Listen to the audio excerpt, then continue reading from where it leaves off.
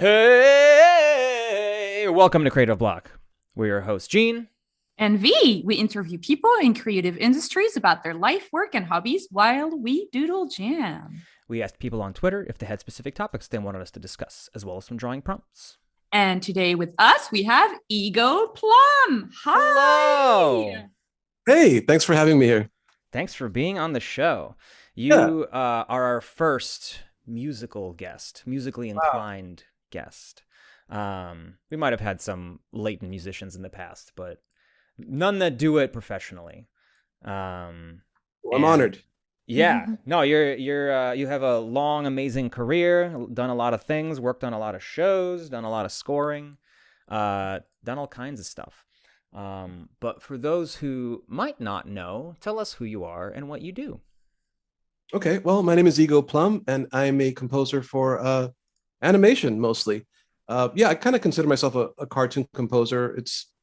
It's what I love to do and have been doing for a while now.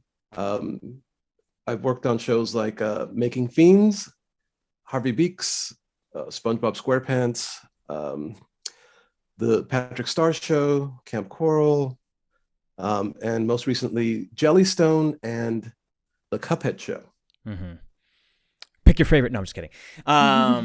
Let's start a fight right now on the internet. How did you first get your start in music?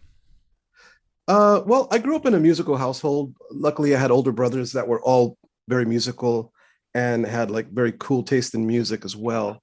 So there was always instruments in the house. But that wasn't all. I was, of course, obsessed with the cartoons and growing up on Looney Tunes. So watching Looney Tunes, I was exposed to the music of musical director Carl Stalling, who would play a lot of music at the time, but he exposed me to classical music and opera and jazz, and one artist in particular named Raymond Scott, who has been one of my biggest musical influences. I love Raymond Scott's music, but so this was where I was first exposed and learned a lot about music. It was my music education, essentially. And as I got a little older, as an early teen, I discovered a show called Pee-wee's Playhouse. Oh, yeah. Saturday mornings. Maybe a little before your times, but I'm sure you're aware. I remember it. Yeah. That was a really important show to me for a few reasons. The score for that show was made by people that I've grown to just love and admire so much. I didn't realize what that music was at the time, but Paul Rubens had the good sense to hire Danny Elfman, Mark Mothersbaugh, and a group from San Francisco that I really love called The Residents. Mm-hmm. So I didn't know I was listening to this, but it was so interesting and different and just strange. And I realized there's more interesting stuff happening in the incidental music of this children's show than the music I'm hearing on MTV or the radio. It felt subversive and different and unusual. And I wanted to do that. I wanted to do interesting, weird things on shows. I realized that this is the place where you could really let your music go in strange directions and do the most absurd and surreal things. And I heard that in Carl Stalling, because I would listen to his scores just independently as I was doing my homework without the cartoons. And if you hear it just like that, it's the most avant-garde, abstract music you'll ever hear. You'll just wonder, like, why is it doing what it does? Carl Stalling could turn music into rubber, essentially. Like he would like stretch it like a rubber band, slow it down, speed it up. That's really interesting, yeah. He was like a remix artist, but he was using an orchestra to remix music. Wow. In real time. It was ridiculous. So that's like my early exposure to music and what I was getting turned on to, partially at least. That's really interesting. Do you have any avant-garde favorite musicians? Like, I don't know, like in the classical field, like, I don't know. Is Satie avant-garde? Yeah, he's a really unusual composer because he just seems like completely out of place in time. Like his music just feels so modern and new, but he was doing it before anyone did stuff like that. One guy I really like is Harry Parch, who was inventing instruments. So nothing uses like Western scales, and every single instrument was something he created and invented. But my most favorite group is the avant-garde San Francisco collective called The Residents, which is famous for being anonymous. They've like existed for now 50 years, and they never revealed their identities. Damn, wow. So they just created this music just for the sake of creating it. It wasn't like about fame or anything like that. It was just really bizarre. And again, those guys were involved in Pee-wee's Playhouse on a kid show. I mean, I thought that was so subversive. And even hearing like Mark Mothersbaugh doing Rugrats music for me felt completely subversive, because I had seen Devo and I knew they were strange and kind of fucked up. And I just love that about it. I love that you could sort of infiltrate the mainstream in a way and bring your own perspective and original ideas that are just different into, you know, mainstream stuff. Mm-hmm. How did you first get involved in like the punk rock scene? Well, again, I had the luck of having older brothers who exposed me to all this great music. I would flip through the records and I discovered, of course, like the Ramones and the Clash, bands like the Dead Kennedys. And this stuff was important to me because this is how I learned to play music. I would sit there with a Ramones record and play along to the drums. Really hard to keep up with Marky or Tommy Ramone on drums because it like your hand will start to cramp up trying to play the hi-hat like that. But, you know, I would do that, or B-52's record. I would learn the guitar parts. Like, this was my music education. I never had any formal music education. I never went to college either. But this is where I was just sitting there by myself in the room, learning music from these guys. It was all this stuff meant the world to me, this music. And I started, when I was 13, I got a drum set and my friends got together and we started covering punk rock songs. We would play Clash songs or Ramones or Bauhaus or whatever it was.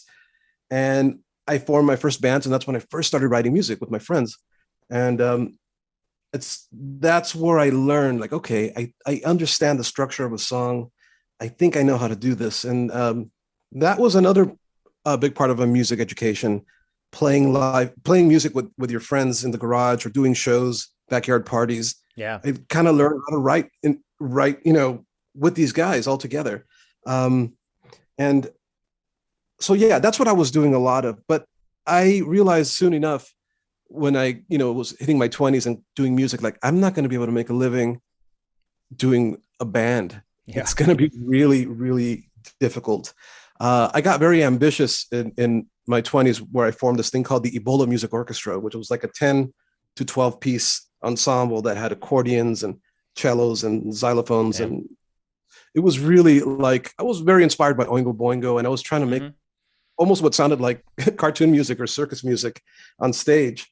And these shows were a lot of fun and very elaborate, and they would cost me a lot of money to do, and I wouldn't make any money. And then, you know, we'd have a little audience of maybe 50 or 100 people, and that was nice and fulfilling. But at a certain point, I was like, okay, this is not gonna pay any bills, and I'm gonna keep working in this day job a lot longer or forever. And I need to think of something else. So that's when, you know, pursuing scoring became more real to me. What was your day job like at the time? Because you said you didn't.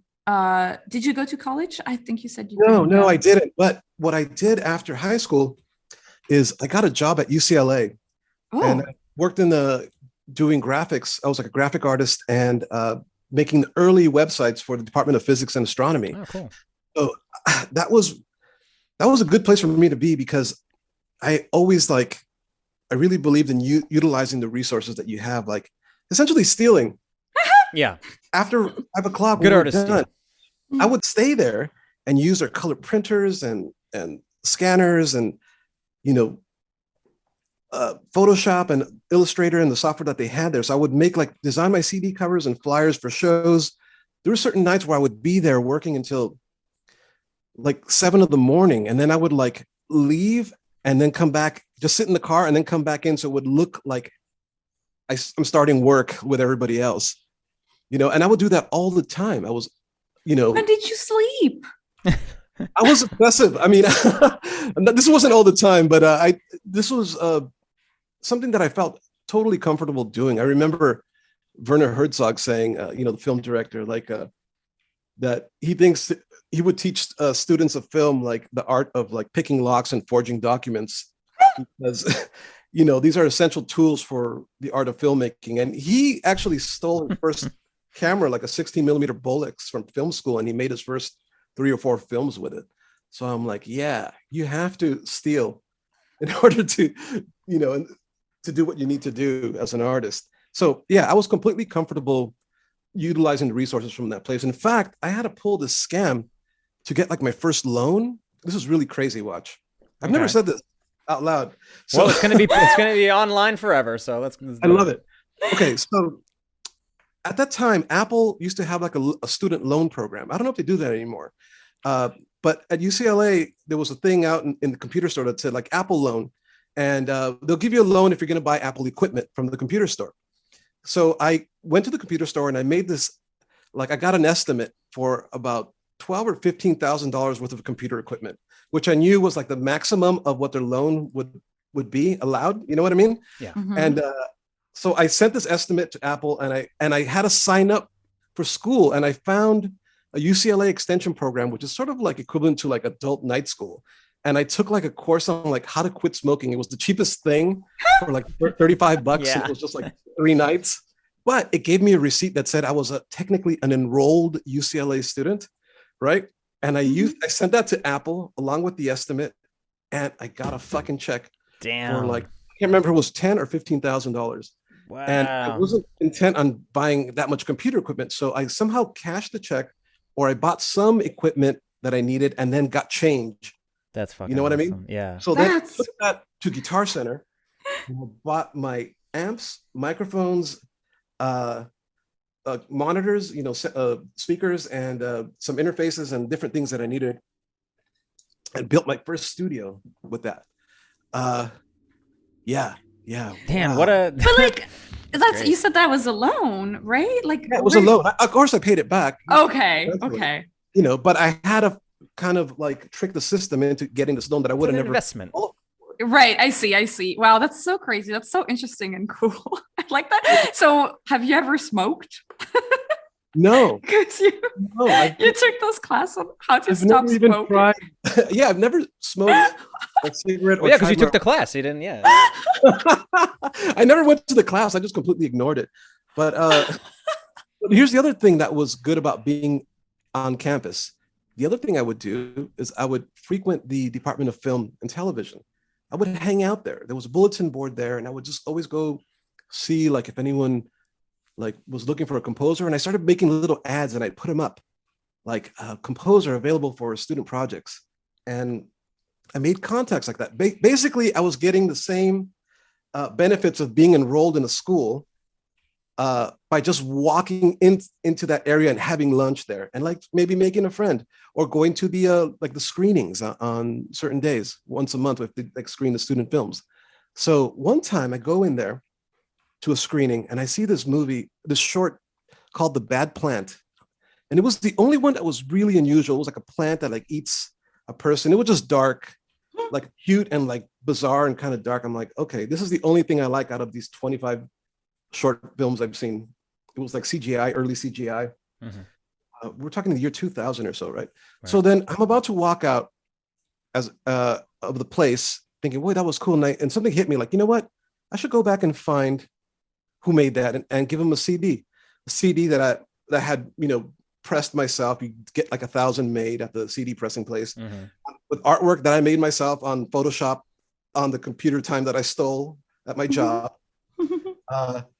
And I ask around, who made that Bad Plant? And they go, oh, it's the woman over there. And I go introduce myself, and she's like, hi, my name's Amy Winfrey. And I say, oh, my name's Ego. I just wanted to give you my CD. I really loved your film, Bad Plant. And she goes, oh, thank you. And I was just really shy and kind of like, okay, bye. And I just turned around and walked away. Didn't think about it for years until 2006 or so. I get an email or a call from Amy. She's like, hi, Ego, remember we met a long time ago. I'm actually developing a show called Making Fiends at Nickelodeon. Damn. And I remembered, your CD that you gave me. Would you be interested in being a part of it? And I'm like, well, fuck yeah. And at the same time, I'm like, hey, I'm having my record release party for my Ebola Music Orchestra thing. And she came to my record release party in Hollywood, and she saw that I was active. Like, maybe it was only like, I don't know, 100 people at the show, but she saw that I was actively working and doing music. Like, mm-hmm. Everything served a purpose. Everything happened exactly how it needed to. the band didn't take off. It always But does. Yeah. the fact that Amy was there watching me perform and realizing like this guy is still actively doing music and even Yeah. more doing more interesting stuff than he was when he put out his first record of just Casio cartoon music for non-existent cartoons was basically what I did. I made an album of just instrumental weird tracks. That's what I wanted to do. That's So interesting. so she hired me on making Fiends, and that was my first gig. And I met on that show a guy named Dave Wasson, who remained my friend, who is now the guy who runs Cuphead and hired me to work on Cuphead 15 years later. It's amazing how this chain of things work out. You know what I mean? It blows my fucking mind to think like, how did this happen? Like, I love that you just got all of the benefits of going to college by going there to get paid. Yeah. Like you didn't spend money on college, you got paid to go. I love that. This is so great. Yeah. But listen, it took a fucking decade of me being in this job. It was like Office Space, that movie. I just like in a cubicle and I hated it. Yeah. And I would take the van pool home all the way to East LA. It was like an hour and 20 minutes home and to and from every day. I would fall asleep on the 10 freeway, and I would fantasize about like another life, music. And then I'd open my eyes in a cold sweat and realize I'm on the freeway wearing a tucked in shirt and pleated pants, going home from his job. Can I ask how old you were when you first got that gig on Fiends? Well, so that would be okay. Let's do the math. So in the year 2000, I'm 25, and Fiends was 2006. So I just turned 30, I suppose. Yeah, I mean, so it was like a whole decade. My entire 20s were just struggling essentially, because here's the deal, man. Like growing up in East LA, and my parents were immigrants and they ran a dry cleaners, right? Like they were loving and supportive, but for them, what they wanted for me was like, hey, one day you could take over the cleaners. That was their like hope for me. That was sort of the ceiling of what they saw as what you could achieve, in this country. Because my mom came in here and she was a seamstress, and my dad worked at various dry cleaners, and they saved up enough money to like get a spot, pay rent, and they bought the equipment, and they made it in their minds. Like this is what they wanted to do. And they were like, hey, you could take over. And so the thing is like the ceiling was just very low. And I had these ambitions of things way beyond, but frankly, Hollywood seems so fucking far away in so many ways, man. Like it may have only been a 30-40 minute drive west on the freeway, but the people that were making cartoons and doing music may as well have been space aliens like David Bowie coming from Mars, Danny Elfman, Mark Mothersbaugh. These guys were like people I idolized that I didn't feel were reachable, and let alone me be one of them. Like this was not going to happen. So I was really shy. It was hard for me to talk to people. I remember one time there was a meeting. I was going to meet with a director, this guy named Darren Stein, who was making this movie called Jawbreaker or something. And I went to meet him, and I just stood outside the office, and I couldn't open the door. Like I couldn't knock. I felt my hands getting sweaty. I had a CD, and I just left the CD like in the mailbox, and I left. That's where I was, because something was just stopping me. Like I felt like I don't belong here. This is not my world. It took me a whole decade to sort of get over that. It was like my life could have been so different if I don't know. I don't know if it's a cultural thing where I'm from. I just didn't felt like that world was for me. Yeah. It's just so impressive though, that you never gave up on the dream, right? It's like, even though it felt like it was so far away and unreachable, you never gave up on it, right? Right. And it makes me super grateful. To this day, I still feel like I wedged my foot in this door and it could close at any time. So I don't take any job for granted. That really feeling never goes away. I work my ass off on every job I do, no matter what it is. And I don't even complain. I mean, sometimes I'll complain to friends like, oh, I don't have time. Sure. Yeah. You're a normal human being. You're gonna vent. Yeah. Right. But the reality is like, I'm doing everything I want to do. The other day I was recording with a trombone player, and I'm having him do farts. Spongebob thing or a Patrick Star thing. I don't know. and he sent them in to me, and I was like, you know what? These are good, but they're too realistic. I like that it's kind of wet, but could you make it start on a note and then go sharp? Like if a C, go to the C sharp. And then, and I stopped and realized, wow, this is my job. This is amazing. I'm so lucky. I'm really blessed and lucky that this is what I get to do for a living. So yeah, I'm full of gratitude, and I'm also always afraid that it's all going to go away at any moment. So weird. That's so funny. Do you have, by any chance, representation? Because I saw your website and it's super professional. Oh, thanks. Yeah, I'm represented by Craft Angle Management, which represents some of my favorite composers like Danny Elfman and John Bryan, and what's the guy that does all the David Lynch movies? Angelo Badalamenti, and a bunch of other big guys. It's amazing being a part of a big agency, although what that means is I'm sort of on the bottom of a list of amazing people. So, but it's still really cool. Yeah, I definitely have representation, and I have for about, I don't know, at least 5-8 years or so. I can't remember. Did you get it for when you started working with Amy on Making Fiends, or was it No, after? No, I was still flying solo. The way I got them is because I was quite literally sitting on like a big fucking contract from Disney, and I had no representation. So I called them. I'm like, hey, and dollar signs probably flashing in their eyes. Like, hey, I'm just this guy and I have this contract. You want to represent me? And all of a sudden people want to talk to you, right? Otherwise I don't think I'd be able to find an agent. But yeah, I had actually I think it could have been Harvey and something at Disney that kind of came and went. Yeah, but that's how I got an agent. Do you feel like I had something that they want? Yeah. Do you feel like it helped you get to where you are now, or do you think you would have been able to having an agent? Yeah. I could say that I've never gotten a job from my agency. I've gotten every job through my own work and connections. Yeah, just networking. They don't get you jobs necessarily, but they facilitate, everything that I never want to do, like talk about numbers and what I'm going to get paid. Like that is the worst thing to deal with. And I'm grateful that they could, and make sure that I'm taken care of on season 2, and make sure my credit is this size and holds for this long on the screen. Stuff that I'd be embarrassed to say out loud. It's like a business manager almost. It's the stuff that as creatives we don't really want to have to deal with, but it's a lot of work. I never want to talk about money with anyone ever in my life. That's the worst. That sucks.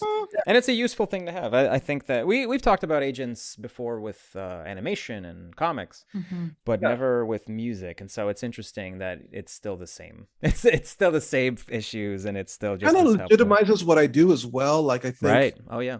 People are looking for someone, and they see, well, these guys represent Danny Elfman and Ego Plum. Well, Ego must be somebody.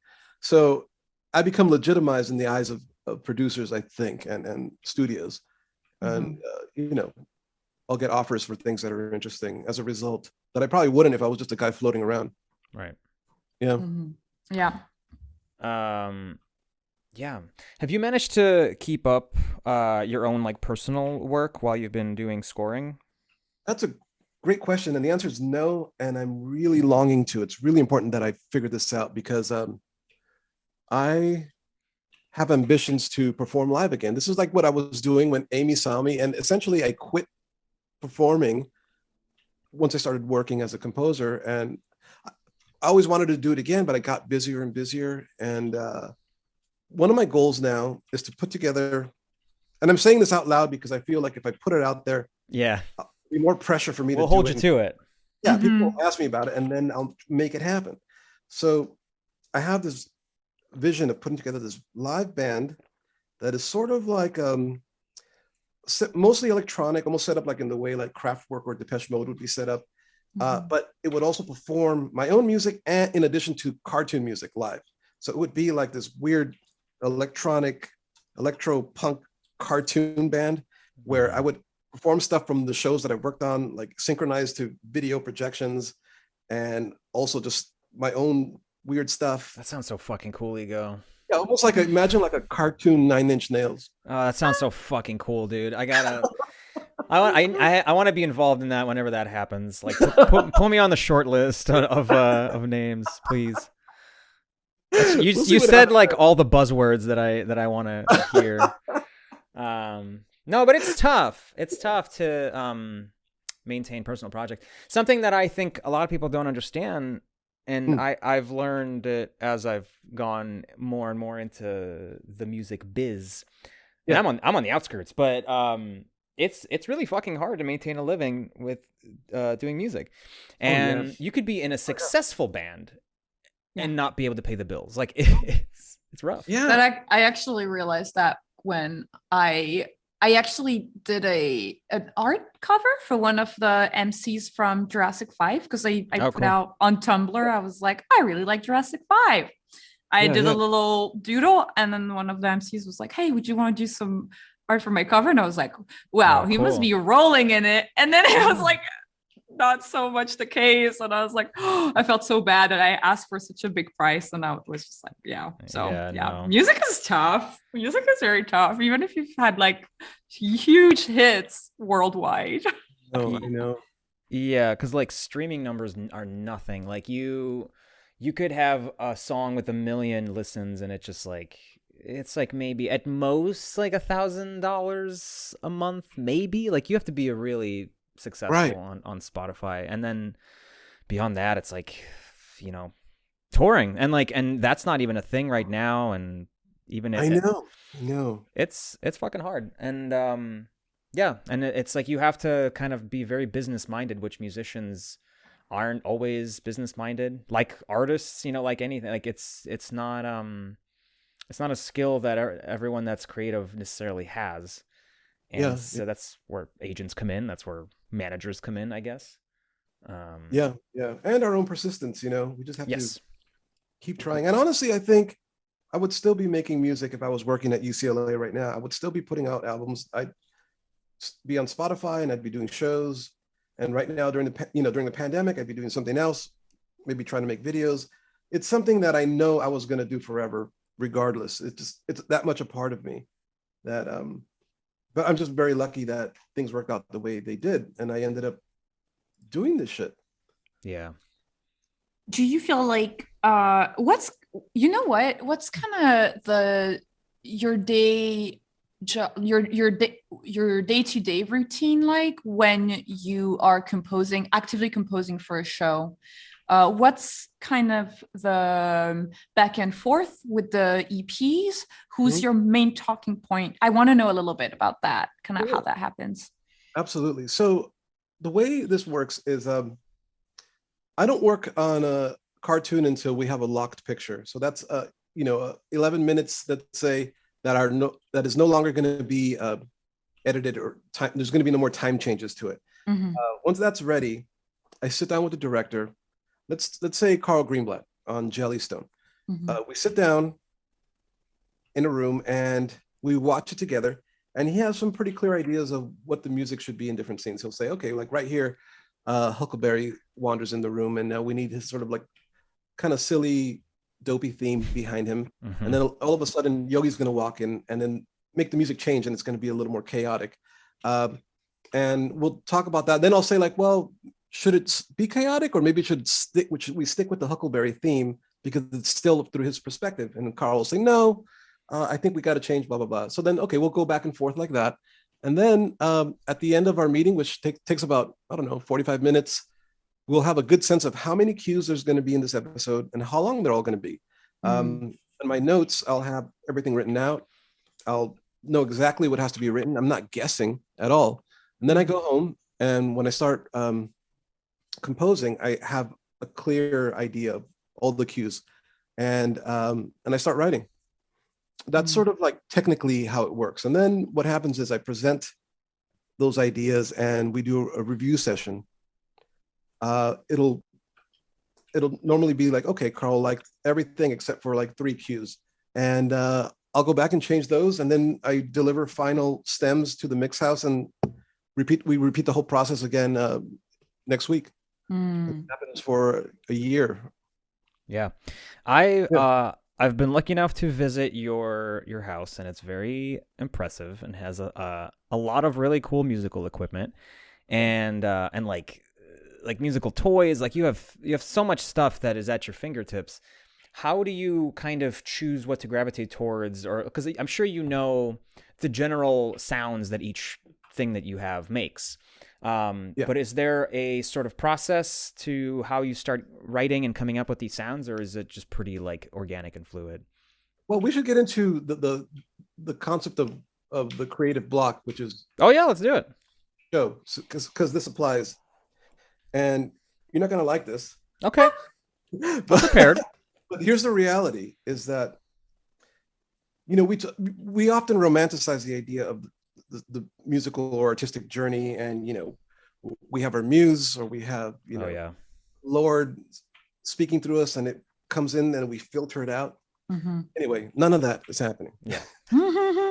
I have an assignment that's due, let's say Friday at 10 a.m. Mm-hmm. As soon as I sit down, I start writing. There's no waiting for any inspiration. Right. You gotta just go. There is no creative block. It just doesn't exist. At this point, I wake up as soon as I sit at my desk, my hands, as soon as they hit those keys, I'm composing. Right. I'm not exploring, like I'm just making notes, and I'm making decisions like every second, like, C to G sharp. Like it's like you have to commit every second to an idea. If you stop and dwell on it, like nothing's going to happen. So I have to trust my instincts, and I almost immediately know what it is that I need to hear and what instruments are. Going back to your question, early on in the production of a show, we decide what the palette of sounds is going to be. We know Jellystone has this instrumentation and these voices, and I also know stylistically what those voices do. I know there's kazoos all the time, and I know the kind of melodies that are specific to Jellystone, and they're different than the ones I write for Spongebob or for Harvey Beaks. Like it's almost like being like a voice actor and learning an Irish accent, or like a Southern accent. Like it's like language variations that I know in my head. Like I could hear them very clearly. I know how Jellystone stuff goes.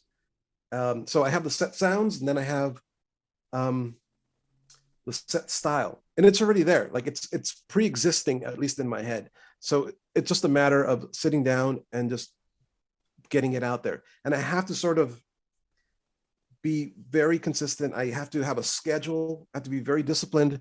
I know there's 30 cues to be written, and I have to be done with at least 10 by today, another 10 tomorrow, and the last 10. Or sometimes I know this cue that's going to come up as a big action scene. It's going to take me longer, so maybe I can squeeze 15 today and only 5 tomorrow, because I know this is going to take longer. So I have to sort of calculate these things. And sounds like boards. It sounds like anything. So you guys relate.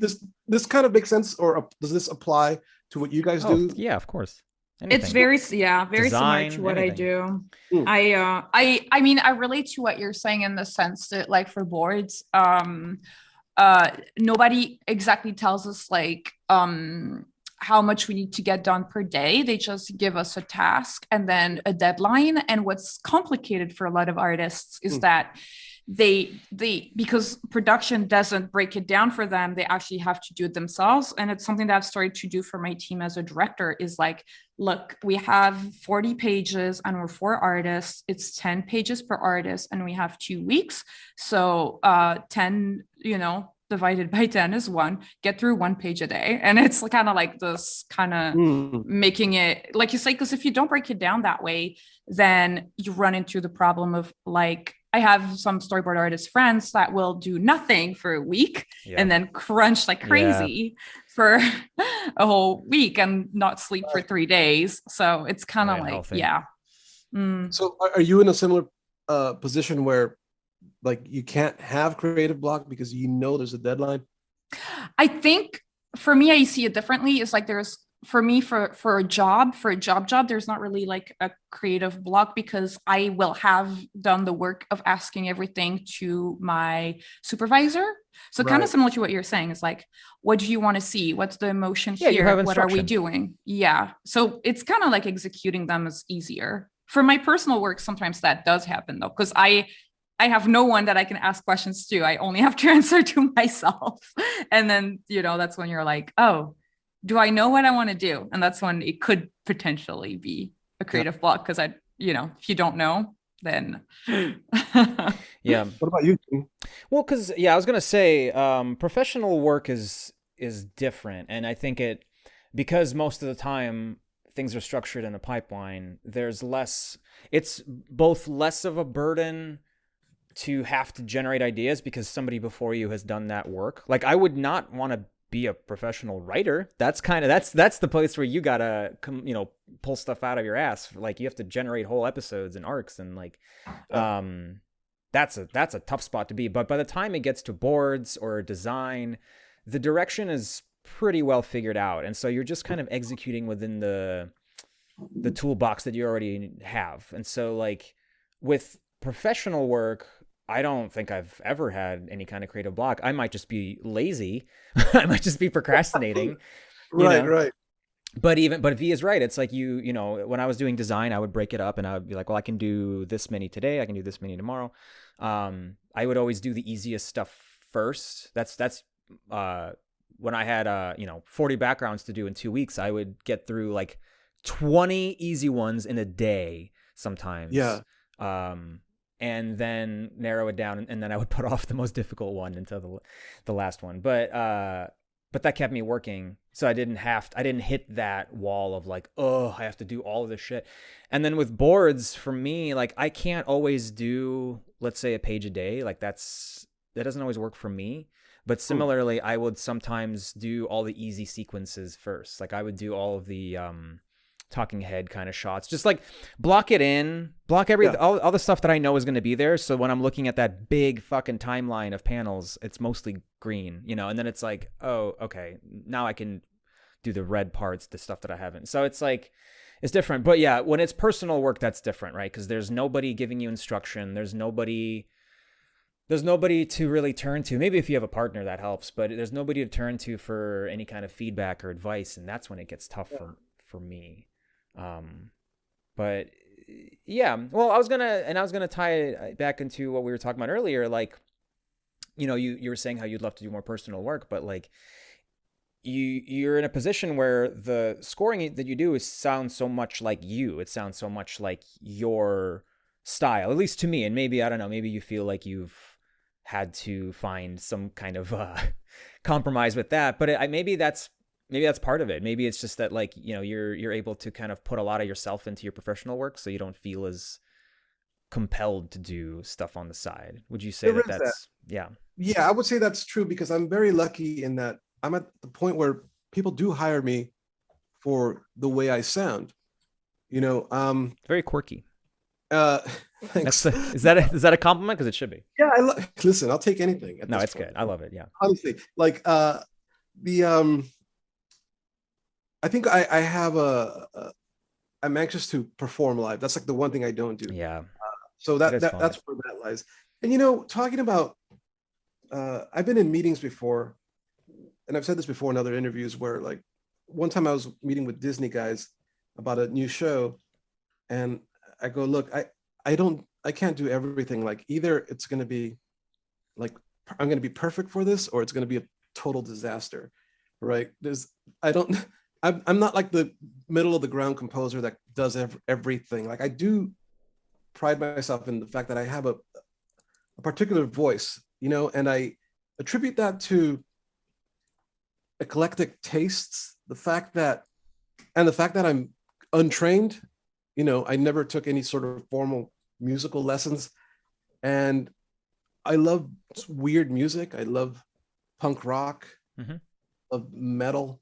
Like, all these things play a role in my scores. Even something like Cuphead, I was working on Cuphead, and I went to go see a band called the Circle Jerks last week. and I was watching this band. They're like a late 70s, early 80s hardcore punk band from Southern California.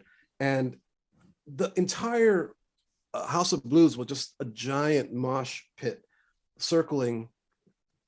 And I took everything in my power to stop myself from jumping right into that. I was in the back watching. I'm like, nope, I'm not going to do it. But I really wanted to really badly. And I realized punk rock is the only music that drives me to physical action. Like I want to fight. I want to dance. I want to smash my face in the ground. Yeah. And like, John Williams doesn't do that to me. No. Hans Zimmer, none of it does. So I'm like, how do I bring that into a score, into a big chase scene in a Cuphead as they're being chased by the devil, and there's a urgency to punk. There's a naivete and an innocence that I try to put in my music. And by that, I mean like my favorite punk rock, like a band like the Buzzcocks, for example, their first EP, Spiral Scratch, these young guys could barely play their instruments, and you could hear it. You could hear this beauty in the innocence and like the wrongness and like the struggling in the playing. Like they could barely eke out guitar solos, and I love that. And I'm like, I look for that in what I do. Like I'll leave mistakes. Like I could barely play these piano parts, and I'll leave errors in it. Like even in the ending theme song to the Cuphead Show, the piano thing, and it's a piano and tambourine only. And I remember my assistant Ben was like, "Hey, do you want me to fix those tambourines? They're all off time." And I'm like, "No, leave them like that." I like how it sounds off, not landing on the beat. I like that there's something wrong here. I like when things are out of tune. Yeah. And I like musicians that like are doing things they're not supposed to be doing. Like I hired these two guys that go by the name of Moon Hooch. They're like a saxophone duo. Mm-hmm. They're like essentially do saxophone dubstep techno. It's insane. Yeah. You got to hear them. You're going to love them. But they're the farthest thing from jazz. It's like all very robotic, mechanical, and all these like squelchy siren sounds that they do with the horns. And I go, you're perfect for this, because I got hired to do Cuphead, and I've never had done jazz in my life. In some ways, I feel like I constantly pull the wool over the eyes of like directors and studios every time I get hired. But I think we do our best art when we're outside our comfort zone. The fact that this is the first time I've written jazz is what makes it interesting. It's like the first Buzzcocks album all over again, or the first Joy Division album. It's like they didn't know the proper harmony, and they were just kind of doing it wrong, but yet it sounds right. It's all this sort of stuff is amazing to me. So, yeah. Coming up with new noise. Do you know the group Too Many Zoos? Yeah, that's sort of like Moon Hooch came first, and then those guys came afterwards. Yeah, I suspected as such, but I just wondering if you're familiar with them. Sure, yeah, I'm familiar with them too. I saw them live, and it was a lot of fun, and it reminded me, because it's the same kind of like, it's like brass dubstep. Like I don't know, it's like the best way to explain it. But Moon Hooch is the OG. Yeah, they're great. Yeah, all that stuff is fun. It's like a whole scene now, it seems like.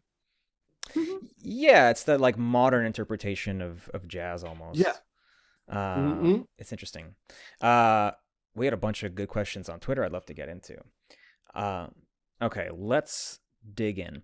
From @Molly_Monstera. Happy birthday, Molly. It's not going to be your birthday by the time this comes out. Question: Who/what is your biggest non-musical influence? Let's go with David Lynch, Werner Herzog, another amazing director. Mm-hmm. Harmony Korine, another great director. Jodorowsky, amazing director. Salvador Dali, the Marx Brothers. Yeah, how about that? Would you really do like the surrealism? I was gonna say, it's surreal and absurdist. Like you definitely lean towards a certain aesthetic. When Dali came to America for the first time, he came with a mission. Like, I'm gonna find what is surrealism in America. And after a few years, he wrote a letter to the poet Andre Breton back home, and he says, "I have found the top American surrealists, and they are the Marx Brothers and Walt Disney." Interesting. And I kind of get it, because I feel like in my life I've had that same journey. I want to find where is surrealism today? You know, and it's in cartoons. It's definitely, you know, if Dali was alive, he would watch SpongeBob SquarePants. Probably. You know, that is like the height of absurdity. If you just sort of watch it like with a serious face and analyze what's happening on that screen, it's like, this is high surrealism. You know, we're so used to it because we see it every day and we're just surrounded by, you know, Dada and surrealism. You know, in Coca-Cola advertisements, it's Dada art essentially. But it's really out there. And I gravitate towards that. Anybody that's doing that, I want to find them. I want to be like Dali finding Walt Disney and the Marx Brothers. Who are these people now? And that's sort of the quest as a composer right now, because I gravitate towards absurdity. Like that's all I want to do. That's all I want to make and be a part of. Yeah. A lot of web animation too is like really pushing the boundaries. And I noticed that. Yeah. It seems like there's a whole, like, I love young people online. And you see TikToks, like there's a lot of anti-humor. Yep. You know, like that's exactly it. Young people consider funny is so different than what older people do. And I love that. I always like, I try to understand and be like, yes, this is the future. I don't get it, but I know. Yeah. Well, it's become almost Dadaist, right? Like it just become at a certain point, like humor has become art in itself. Like a lot of mimetic, I guess, content. It just becomes like absurd, and you have to be aware of the context within a context just to get what the joke is. Like it's or even if you don't, it could just be like the word hangerber and that's it. And it's like there was a meme going around that was just like a really blown out image of like the YouTuber Markiplier, and it just had the letter E under it, and like people kept sharing it around, and I to this day I barely fucking understand, like, but it was just like it was like a response to a response to a response, you know. It was like I love it though. It's the future. It's bizarre. I think it's also just like it kind of comes with the freedom of being so indie, you know. Internet, you can just post stuff and share stuff, and you don't need to put a lot of money in it. It's true that like I feel like surrealism and like Dadaism and all those, you know, like those avant-garde movement, it's like that's not really where the money is. It becomes later like influence for like mainstream art. Even Lynch, it took him a while, I guess, to but for me, like the most subversive thing you could do with art is penetrate the mainstream. You know, when I saw a billboard for American Express with David Lynch's face on it driving once, and I was like, wow, it's real. Like, this guy made Eraserhead and he's on an American Express ad, and I thought, that's what I want. What is the equivalent of that in my life? You know? Man, I don't understand how Lynch got so into the mainstream. Like the Twin Peaks, like, I guess, continuation was so popular, and I'm like, when did this fucking happen? Like, when does this? It's so weird. But I'm here for it. You know, I'm glad there's new audiences and young people that love David Lynch. Yeah, I think it's great. At Chevyshin1 asked, how was the experience in working with a full orchestra with Harvey Beaks? Wow, that was amazing. It was intimidating. It was beautiful. I cried. I had a lot of sort of like epiphanies as it was happening. And I'll share my favorite with you. We're up in Seattle at a place called Studio X. It's a beautiful studio and a place where some of my favorite bands had recorded and done stuff. Nirvana was there. Soundgarden recorded there. They recorded Black Hole Sun in that room where I was recording with an orchestra. And so here we are, 50 musicians, members of the Seattle Opera and Seattle Philharmonic. I have orchestrator, conductor Steve Bartek, who's Danny Elfman's orchestrator, at the podium. And, you know, I introduced myself to the musicians. Now I'm sitting at the booth with our engineer and our copyist and producers from Nickelodeon and director, and everybody's there. And everyone has the giant books of sheet music open, you know, the engineer and the copyist, and everyone's looking at everything. Steve has it, and they put one in front of me and they open it up. And I'm like, all of a sudden I have this feeling like when you were back in school and like you don't know what you're looking at and you don't know what page you're on in a reading assignment, and you look at your neighbor Yeah. like to see what page you're on. Yeah. Yes. Because the orchestra is playing and they're all flipping pages together. And I don't know how to fucking read music. Like literally, I'm watching other people flip and then I'm flipping, right? Like, what am I? And then I have this moment of, what the fuck am I doing? Why am I pretending like I need to follow along here? Like, there's 70 people here that are all being paid because of me. Why am I pretending? Yeah. know how to read music? So kind of like when Luke Skywalker turns off the little thing. Yes. What's that thing over his eye? And they're like, Luke, visor, what are you doing? Yeah. I was like, I gotta just use the Force and trust my ears. I'm here because I could hear this music in my head, and I don't need to look at it on paper. I need to close my eyes and listen, like Luke when he closed his eyes to blow up the Death Star, right? So I did that, and I just was freeing this moment of, I could be me. I belong here. I'm not an imposter. This is my home. And it was that moment where I kind of just, a moment of clarity where I was like, okay, I don't give a fuck. This is me. This is what I do. I do it my own way. And that's that. Imposter syndrome sucks, man. And it's anytime it's a new experience, it's going to creep up because it's, you don't feel comfortable in that zone. And so it's like, it's such a funny image that to feel like you have to follow along. I completely understand it though. That's the story. Yeah, that's great. From Adam Bills, he had a few questions. Yeah. Let's start with, are you ever given a musical direction or are you left up to your own devices? Okay, so yeah, there is direction, right? There's both. So we sit down at these spotting sessions and we'll watch every scene like I described earlier, and I'm giving direction as to what are the emotional needs of this scene. And it's up to me. My own devices is how I interpret that, what that means, and create the music. So in the ideal situation, the best case scenario is when a director or producer doesn't speak to me in musical terms, but only speaks on emotional terms. Oh, okay. What are the emotional needs of the scene here?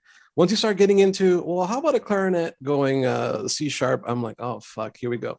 Right? That's like, that's not as fun. What's fun is Cuphead is scared because his brother's mad at him and he's not sure if what's going to happen. So like, how do I achieve that? Because that could be done a million different ways. Sure. You could use any instrument to create an emotion. But listen, I know what the palette is for a show like I described earlier. So I could achieve whatever the emotional needs are within the palette and scope of the Cuphead sound. So it's a little bit of both. There is me being left to my own devices, but also a lot of direction. For sure. The next question was, do you get to see what you're scoring ahead of time? Yes, we definitely do. It's like, in certain cases, no, though. Like if I'm writing a song, I'll do that in advance. And then the animators will create the animation to my song because they're going to match the mouth movements and the arm swinging around or whatever it may be. But yeah, every time I compose music in general, I'm given a locked picture that I watch, and I'm actually writing notes as I watch it. Like I'll play it back over and over, and then my hands will just kind of pluck out the notes that are supposed to be happening with that scene. So yeah, I'm always watching. Maybe right at the very end, I stop. I kind of turn it off, and I just kind of start cleaning up my final music to make it like polished. At that point, I don't have to look at the picture anymore. But yeah, so you just kind of block stuff in at first. Sounds like. Yeah. Similar. It's similar to art. It's interesting. Mm-hmm. And then his last question was, has a show ever changed a scene based on music you have provided? Which I think is interesting.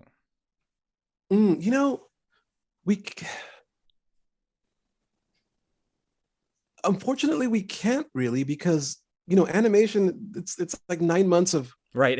Everything's leading work. up. It's like they can't all of a sudden be like, hey, Ego, that's great. Why don't we just extend the scene because that song is so great? Yeah. But we can't. Have you ever scored for an animatic? Yeah, I was gonna ask that. Yeah.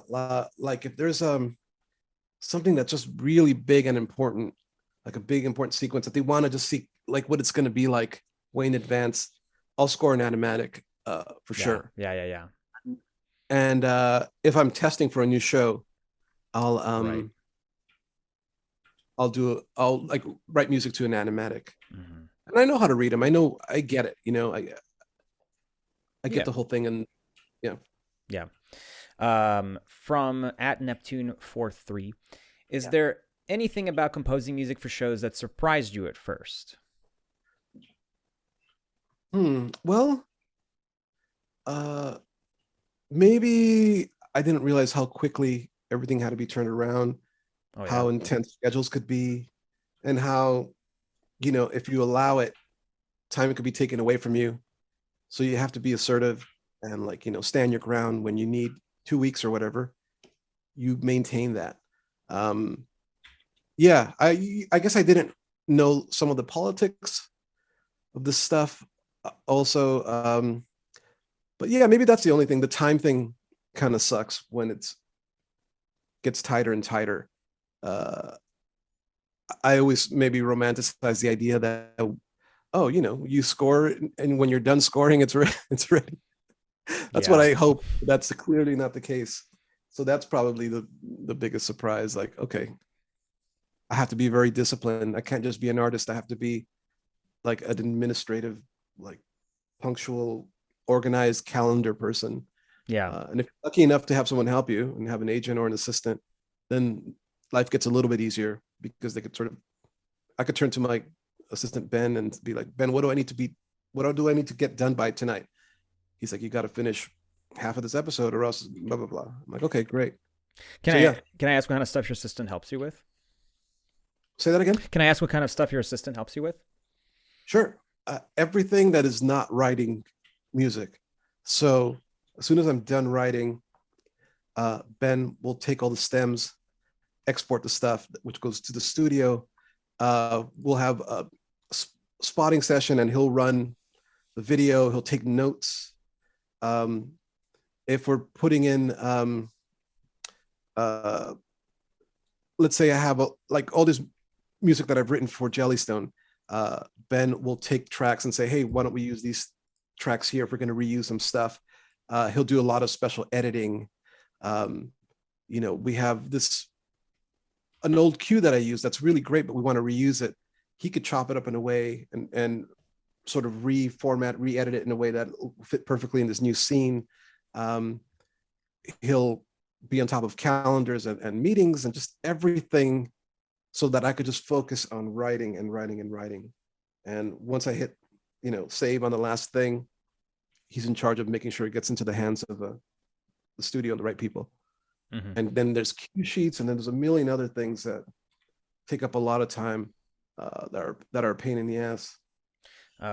Neptune 432 also asked, what kind of shows do you work best with, and how do you adapt your work to fit each show that you work on?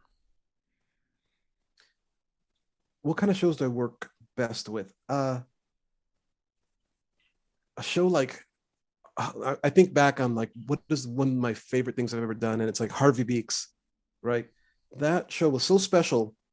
I feel like it was like a peak for so many of us that got to work on that, because it was such a good group of people. And I think I'd rather work with nice people on an okay show than the best show in the world with a bunch of assholes. Right. I'd rather just be around a good group of people, and not only was it an amazing group of people, it was a good show too. So, and also I had a lot of freedom to create in my voice. Like that show, I think really sounds like me, like who I am. And to the point where when I did my demo, they asked me to do a demo of what I wanted for the show. And I made the first song, and that became the theme song. Like my demo, just for what I felt the show should be, became the theme song. It was, I understood it immediately, and Carl knew I did too. So that's a super special show. What was the second part of that question, by the way? It was a very good theme song, by the way. It was just, how do you adapt your work to fit each show you work on? There's every show has its own language and tone. And my goal is to sort of, if you're in the next room and you hear one of my cues, I want you to know what show that is, right? Just by hearing it. The same way like a background artist, uses a certain palette of colors, and this is the tone and flavor of the show. Like I need to create sounds that are specific. So I'm always trying to create something that's unique to every show I'm working on. And that's a challenge, but that's sort of what it's all about. Do you find like a specific instrument that you kind of build things around sometimes, or how does that work? Yeah. Like kazoos, for example. That is sort of the core of Jellystone. Yeah, it sure is, huh? What are melodies that work on kazoos? And, you know, I often say, like, I aspire to stuff like Pop Goes the Weasel or Three Blind Mice, as far as like musical goals. Like that is the hashtag goals, as the kids say. Right? Like it's simple melodies that are effective and memorable.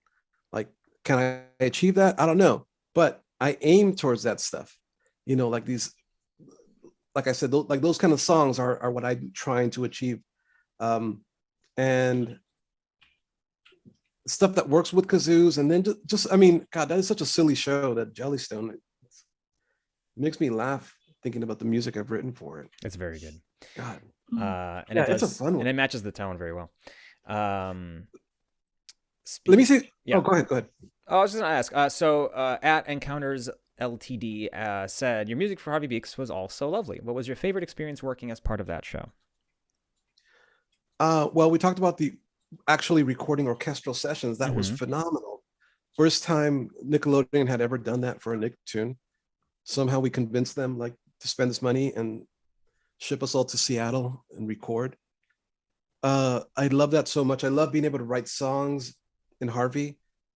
I got to sing them. My favorite is probably this thing called The Chance Parade, in an episode called A Day of No To Do.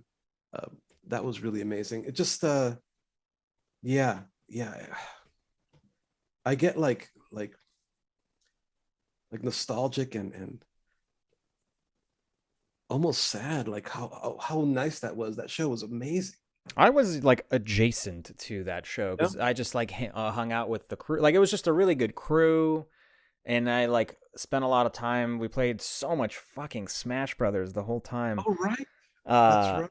And I think we might have met in passing at some point when I was just there, but before we met for real.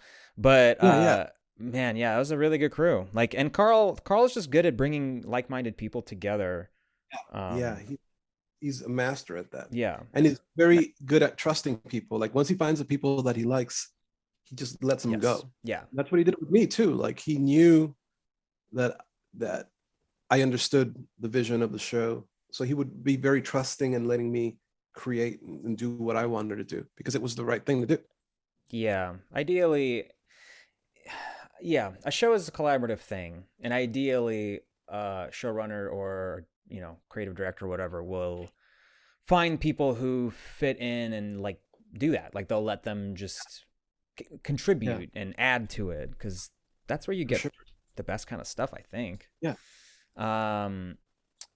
From at Check Faster, they asked, what's your favorite music piece composed for a show, and what's the story behind how that was made?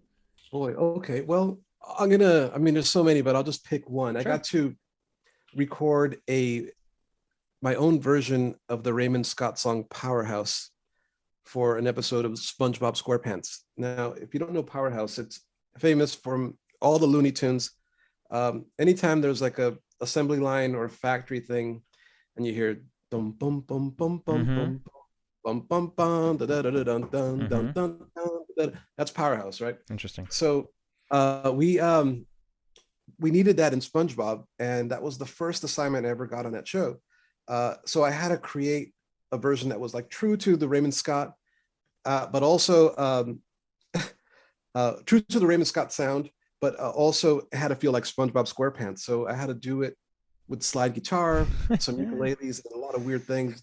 And then also I had to fit the scene where SpongeBob is like on a bed that's flying through the ocean floor, and he's going into work, and he's making Krabby Patties with his machine. And so I had to like bob and weave and do all this intricate stuff while still being Powerhouse, while sounding like SpongeBob SquarePants. So that was God, what a challenge. Yeah, that was a monster, and it was the first thing I got to do for them, and just a tremendous honor on so many levels, being able to do that song, because that is like the most iconic cartoon song there ever was, but also being a part of SpongeBob, which is the most iconic cartoon show there ever was, in my opinion. And that it was me doing it, and sort of it sounding like me as well. And it just like, that was a mind-blowing, amazing thing to be a part of. Yeah. Speaking of SpongeBob, at Art of SpongeBob asked, what was it like working with Nicholas Carr for SpongeBob, if you even worked with him at all? And were you given any guidelines when doing the music editing for SpongeBob? So after I did this powerhouse thing I just described, they were fond of what I was doing. They were like, they wanted to keep using me for different song things or different musical moments. But there came a need for editing. Now, Nick Carr is the editor for SpongeBob, who's been doing this for some 20 years, and he's brilliant. He does amazing work. But for some reason, they needed some additional editing work on the SpongeBob episodes. So they asked me if I would do it. I agreed. And the producers gave me like this library with a couple of thousand tracks. But I never got to meet Nick. And I was kind of, I don't want to say I was on my own devices, because I met with Mark and Vincent and they helped me. But I didn't get to talk to Nick until like, a month or two later. Then we talked on the phone for a long time, and he helped me a lot. Like, he gave me all this other music, and he told me that he explained what APM was, which I had no idea, which is this, this music library with probably millions of tracks that you could access and pull. Because, SpongeBob uses primarily what we call needle drop, which is sort of like old music that we place. Right. It's not all original, right? And that's what gives the show its charm, because it's the way they use old tracks from the 50s or 60s or whatever and place them. And that's Nick's talent. That's why he's the greatest editor that Nickelodeon's ever had, because he knows how to make this stuff work perfectly in SpongeBob. So yeah, after a couple of months of me working on it, I finally got to meet him, and he gave me a lot of pointers, and he sent me, a bunch of tracks that I never had. And and the work became a lot easier, and it was great. And eventually I met other talented guys like Sage and Jeremy that wrote a lot of that music for SpongeBob SquarePants. Like Sage, Jeremy, Nick have, I would say, created the best music that's ever come out of Nickelodeon, and I finally got to hang out with Sage. In fact, he was going to come over tonight, but he's in Palm Springs. But I'm going to see Sage and Jeremy on Monday for breakfast. Nice. So hopefully, we're going to collaborate on some Sponge Universe stuff in the future. At least I'm hoping, because those guys are just fucking amazing. The sound that they created is what I'm talking about. Like, if you're in another room and you hear the little ukulele or that slide stuff, like instantly recognizable around the world. I mean, you could be anywhere on the planet, and the sound is what these guys made. They're the best. Super. And I got to talk about this, because the last three things I've worked on, I feel like I'm like having to follow these giants, and it's super scary. Like Cuphead, right? Like Chris Madigan's score for the game became the #1 on the Billboard Jazz charts. Damn, it's fucking phenomenal. And all of a sudden now I have to follow that. Oh yeah. Oh no. Imagine SpongeBob SquarePants, like a history of perfect music. And then I'm brought on as a new kid 2 or 3 years ago to start doing episodes. It's like, what a nightmare, right? Like, I'm gonna be like, fuck this guy, because I'm trying to sort of live up to whatever these guys did, but at the same time, bring in my own kind of style and irreverence that I like to bring to things. And then Jellystone, again, it's like the legacy of Hoyt Curtin's music in Hanna-Barbera's in the 60s and 70s was perfect. Like, it's, besides the voice acting, it's the best thing about Hanna-Barbera cartoons. It's like, character design, of course, but frankly, there wasn't much story to the classic Hanna-Barbera stuff, but it had amazing music and sound effects, and these characters are just completely memorable. And I had to sort of fill the shoes of Hoyt Curtin for Carl. And that was like, holy fucking shit. When I was in my 20s, I wrote to Hoyt Curtin, and he wrote me a letter, and I still have it, and I'm thinking, like, now I'm doing his job now that he's no longer here. So yeah, there's this tremendous pressure to, for me, like when I stop and think about it, like, wow, this really sucks. Like almost a lose-lose, you know, like how are you going to please everybody, you know, following what these guys have done? Do you feel but like, you try. yeah, do you feel like Yeah. it's a interesting challenge, or is it something that, like, would you rather kind of stand on the shoulders of giants in that way, or would you rather try to do something that's like fully your own, fully unique? Because different people have different preferences too. Oh yeah, listen, I love the challenge. I love anytime I'm outside my comfort zone, and I love pushing and trying to do new things. I love being confrontational.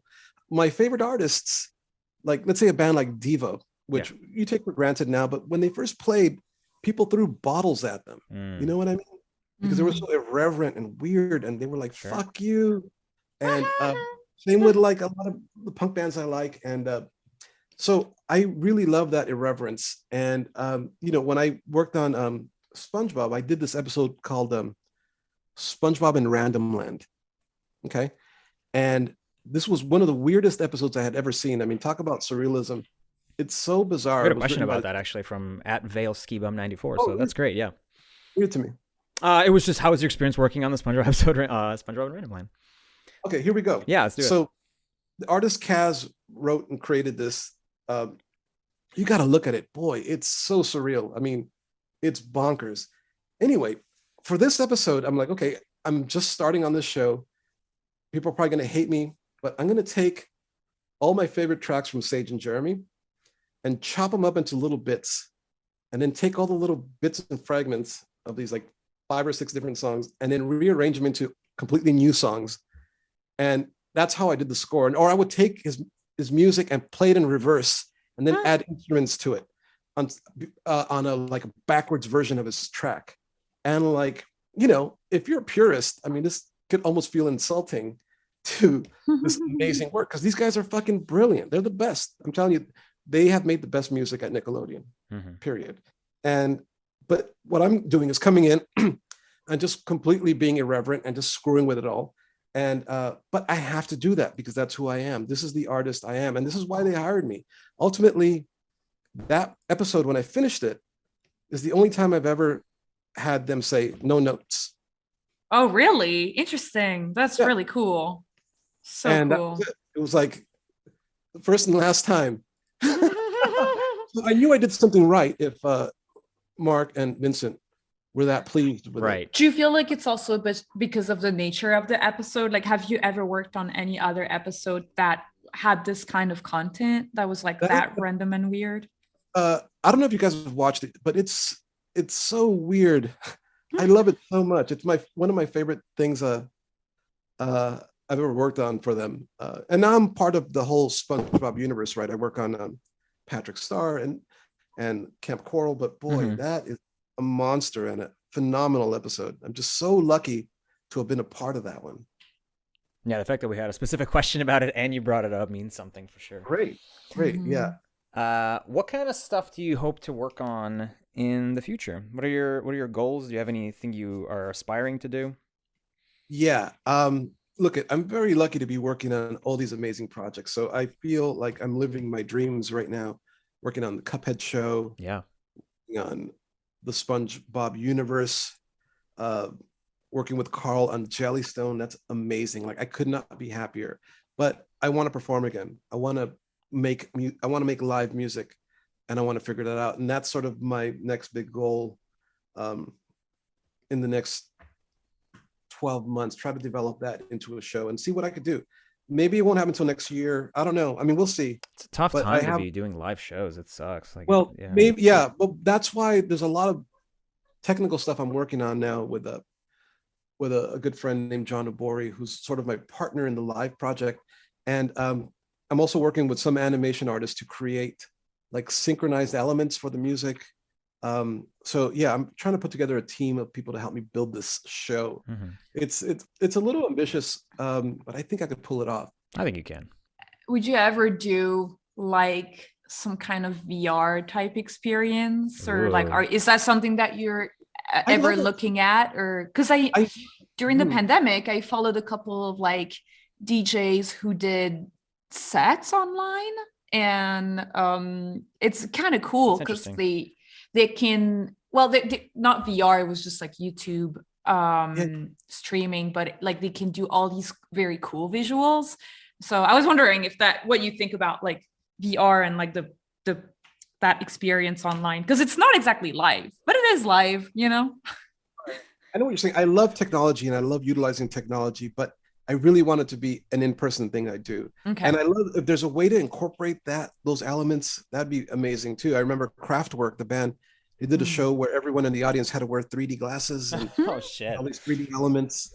And you know, maybe there's got to be some sort of AR, VR version of a live show that incorporates performance, but also VR. Somebody's got to work on it. It's got to be someone with more money than me, probably. But I love all that stuff. I'm always trying to, you know, learn about new technology, especially when it comes to music and performance. Yeah, they're sort of two different things, but it is like interesting how the industry has had to pivot because, you know, like I said, like live shows are really fucking hard to do right now. Yeah, and it's a risk. It's coming back though. It's coming back. It is. Yeah. And I need a good year to develop this show anyway. So by the time it's ready, it'll be fine. Yeah. Hopefully we'll be out of this bullshit. I don't know anymore. I know, man. I've lost all hope. But that sounds great. And yeah, I will definitely be there whenever you do that show. Good. I will be on the stage. No, I'm just kidding. I'm manifesting. But has your band been playing? We played a show last August. There was like a bit of a lull, you know, where things were like, oh, things are not completely terrible. And we snuck in right in that moment. Like we were lucky and we had a pretty good turnout, a very good turnout actually. And then September was like, oh no, we got all this, like a new strain. Like it was just like immediately back. Yeah. But we do have a show coming up actually. It might be right around the time. Let me know. I'll be there. I will. We'll talk about it later. But it's coming back. I'm seeing a concert next week, and like I went to see the Aquabats a few months ago, and it felt like normal. Like it felt, you know, people are wearing masks. People want to go out. People want to go out. They're done. So yeah, shows are happening. I mean, Coachella's happening. So oh god, yeah, the festivals are coming back. That's what's fucking crazy. Right. But I mean, yeah, people are vaxxed, and I don't know. My gym stopped asking for masks, and I'm like, but it is nice. I don't know. Like I'm like, well, I've had 3 shots, and I got COVID already once, and so I'm like, I don't know. I might as well. It depends on the county, anyway. But it does depend on the enough county. About. You're right. What are we talking about? Fucking COVID. It's on all our minds. But yeah. No, I'm looking forward to the any live stuff you do. And is there any shows that you would love to do music for that you haven't had a chance to? Any IPs, maybe? Oh boy, let's think here. Take your time. What would be an amazing thing to be a part of that? Like I said, I'm so blessed and lucky to be part of these amazing ones already right now at this moment. Cuphead, I mean, that's nuts. Jellystone is amazing, but what is out there? Is there maybe like a genre, like, or maybe like an adult animation, or would you rather experimental or something? I think I asked my agent to reach out for the Tim Burton series, the Addams Family thing that he was doing. Oh, cool. That would be perfect. But it turns out that Danny Elfman's doing that. Of course. You shot for the moon. You really did. You know he's got his people. Right, which happen to be my people, so it's all kind of fucked up. Right. Think. Wait a minute. What else is out there? It's got to be. I don't know. I have to stew on that one. Well, that's a tough one. When you come back on the show, yes, you'll have that answer ready. Awesome. Thanks so much for being our guest, Ego. Yeah. Did this work out? How was it talking about music rather than art? Did you guys like that? I like talking about it a lot. We're still going with the show. We're not wrapping up quite yet. Okay. I want to know if there's anything you want to plug while you're on here. No, I don't have anything to plug. I'm just very happy to be, talking to you guys. There's Cuphead. Cuphead just came out. You did the music for Cuphead. Oh my God. Okay. You're right. Let's plug Cuphead, which came out last Friday. Yeah. plug Jellystone. That comes out March 17th, season 2. I didn't even know that. I worked on that. Yeah, I had no idea so that. I was wondering when that second half was going to drop. Yes, and some of my favorite music and stuff is going to be in this next one. There's so much funny stuff. Yeah. I can't wait for people to see that. Yeah, let's plug that. Let's plug Carl Greenblatt's show. The second half of that season is so fucking funny. And I was like, I thought about it like yesterday. I was like, wait, when is that coming out? And that's good to know. By the time this comes out, I think it will be out on HBO Max already. So this will be out by March 17th. This will be out, maybe around that time. I think something like that. I don't remember the schedule. Our excellent producer Malik keeps track of the schedule. Shout out to Malik. But yeah, that's the end of this creative block. Ego, thanks so much for being our guest and sharing your story. Thank you both. Thanks to your listeners. Follow us on Twitter. It's at Creative Block, creative without the vowels, where we ask for drawing prompts and questions to ask our guests. Huge thanks to our editor Clements for editing the podcast and Malik for helping us produce the show. If you love our show, then support us on Patreon. Becoming a patron gets you early access to interviews as well as bonus episodes. Click the link in the description of this episode. I've been your host, Gene. And I was V. Keep being creative, and we'll see you next week. Bye. Bye.